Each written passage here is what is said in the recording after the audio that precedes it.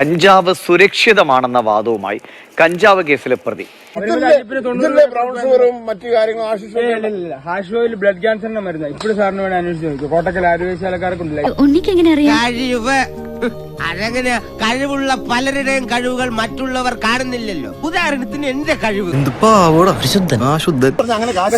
2000 രൂപയില്ലേ, ഈ 2000 രൂപയുടെ ഡബിൾ വേണം MDMA മേടിക്കാൻ.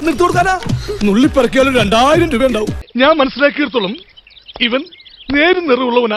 ഇത് കഞ്ചാവാണെന്നും ഇത് മയക്കുമരുന്ന് ഇനത്തിൽപ്പെട്ട് സർക്കാർ നിരോധിച്ചിരിക്കുവാണെന്നും അറിയാമോ? അതും അറിയാം.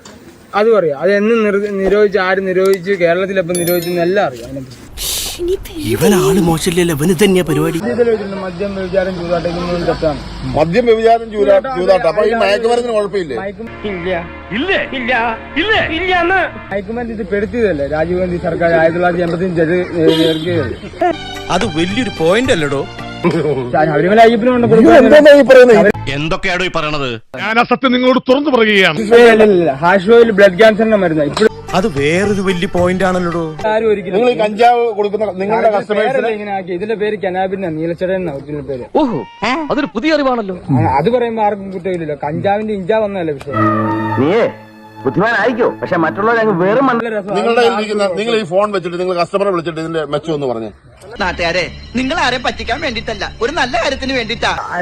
ഒരു പഞ്ചായത്തിൽ 1000 പേരുണ്ടെങ്കിൽ അതിലൊരു 10 പേരെ കഞ്ചാവ് അടിക്കുന്നു. പക്ഷെ ഈ 1900 പേരും മദ്യം അടിക്കുന്നു. അപ്പൊ ഒരു സ്ഥലത്ത് പ്രശ്നം നടന്നു കഴിഞ്ഞാൽ ഏറ്റവും കൂടുതൽ പ്രശ്നം ഉണ്ടാക്കുന്ന മദ്യം കൊണ്ടല്ലേ. കറക്റ്റാണല്ലേ? കറക്റ്റാ. പക്ഷെ ഞാൻ പുറത്തുണ്ട്. ഇതുപോലൊരു നാട്ടിൻപുറത്തെ ഗ്രാമത്തില് വിറ്റഴിക്കാൻ കൊണ്ടുവന്നിരിക്കുന്ന സാധനങ്ങളാണിത്. എന്റെ കർത്താവേ, എന്നാണാവോ ഈ നാടിന് ഇതിന്നൊക്കെ ഒരു രക്ഷ? ഇത് പല പ്രാവശ്യമായി ഇയാള് പല കേസുകളിലും പ്രതിയാണ്, ഉണ്ടാക്കി പ്രതിയാണ്. നമ്മുടെ നാടിന്റെ ഓരോ ഗതികേട്. ഈ നാട് നന്നാവില്ല, ഒരു കാലത്ത് നന്നാവില്ല.